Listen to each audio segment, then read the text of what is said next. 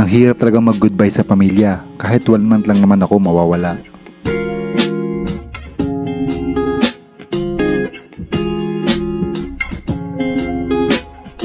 Ang maganda lang sa aking biyahe, komportable at mabilis nakarating sa terminal ng Victory.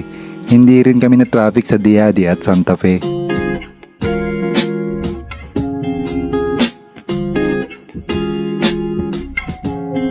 Pagsakay ko ng Jamliner, umalis agad ito sa tamang oras, papunta sa port ng Batangas. Natuwa naman ako at ang alon ay hindi malakas.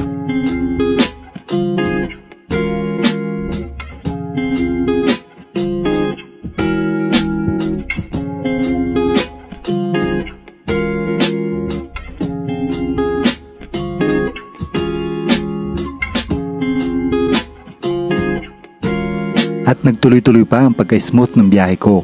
Napasakay kasi ako sa bagong barko at yan ang Santa Margarita ng Montenegro.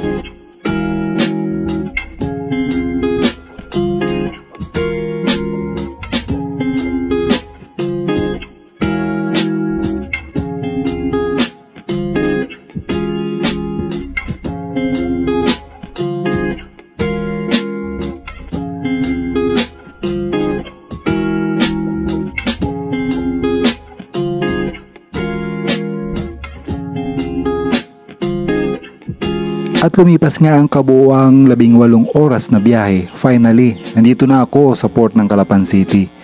At umpisa na ng seryosong diskarte.